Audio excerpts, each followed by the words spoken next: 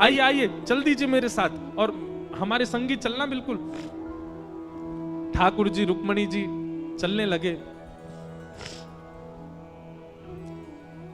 जैसे ही विहंगम जंगल में पहुंचे, भयंकर भयावह जंगल, बीच जंगल में जैसे ही पहुंचे, हरपाल ने पीछे मुड़ करके देखा, दोनों चले आ रहे हैं। तुरंत महाराज वो तो अपने रूप में आ गया, शेर की तरह गर्जना करने लगा, अपनी लाठी धर दी सामने और अपने सिर का स्वाफा निकाल करके सामने बिछा दिया।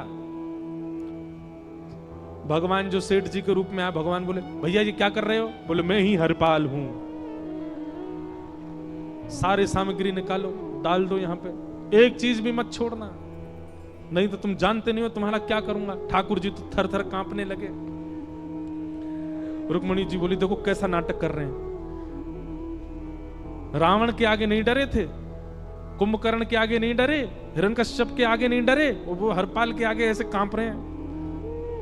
भगवान तो मन की सब समझ जाते हैं, कौन ही मारने, वो तुम भी कांपो क्यों? बोले भक्त है भैया, ये हमारो भक्त है। अनुब्रजम में हम नित्यम पूये ये तन्य रेणु भी, इसने हमारे लिए सब गवा दिया, हमारे वैष्णव संतों के लिए सब लुटा दिया, इसके आगे भयभीत होने में कोई लज्जा नहीं। लक्ष्मी नारायण दोनों कांप रहे हैं और हरपाल कह रहा सब निकालो। ए सेठानी जी कान के कुंडल उतारो। कान कुंडल उतार दिए, नाक की नथनी उतार दी, सब उतार के धर दिए, हाथों के सब कड़ूला आदि भी धर दिए।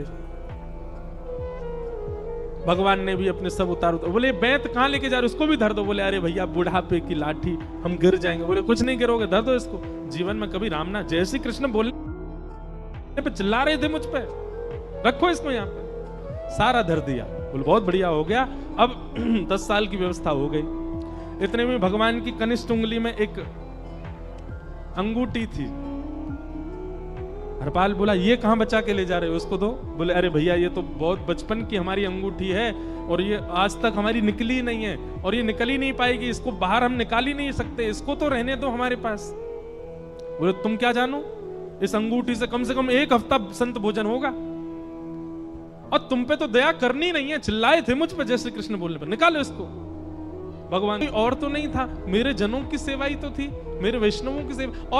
और देखो हरपाल एक मेरी बात सुनो, आज तुम्हारे मन में ग्लानि होती है कि तुमने दूसरों का धन हड़प करके और उससे संत भोजन कराया। वास्तव में इसका विधान शास्त्रों में यह बताया गया, जिसके धन से भोजन बना और संतों ने पाया, परोसा भले ही किसी ने भी हो, कार्यक्रम भले ही किसी ने भी कराया हो, पर धन जिसका लगता है पुण्य उसी को मिलता है। तुमने तो अपने गांव के, शहरों के उन लोग जो कभी संत सेवा नहीं करते थे, उनके धन चुरा करके उनको पुण्य बांटा है। तुमने कुछ गलत नहीं किया है। तो मैं लेकर के ठाकुर जी को घर पर आए और आकर के अपनी अरे सुनो देखो कौन आए हैं। जैसे बाहर आकर के देखा तो नन्हे से ठाकुर जी, नन्ही से रुक्मणी जी गोद में बालकों की भांति बैठे हैं। बोले अरे इतने सुंदर सुंदर बालक। बोले बालक नहीं है, ये साक्षात जगन्नाथ भगवान, साक्षात रुक्मणी जी, साक्षात द्वारिकाधीश हैं। तुरंत ठाकुर जी अपने रूप में प्रकट हो गए और दोनों दंपति को दर्शन दे करके भगवान वहां से प्रस्थान कर गए। बोलो भक्त वत्सल भगवान। तो एक भक्त जीवन संगी का प्राप्त होना भगवत दर्शन तक ले जा सकता है आपको।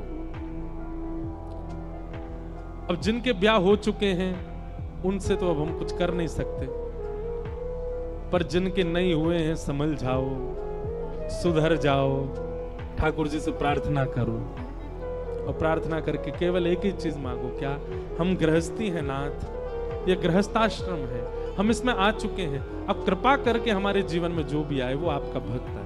लेकिन आपके अथक प्रार्थना करने पर भी ठाकुर जी ने यदि नहीं दिया तो भी चिंतित मत होइएगा।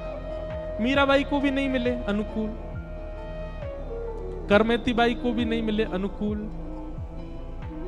सक्कू बाई को भी नहीं मिले अनुकूल पति,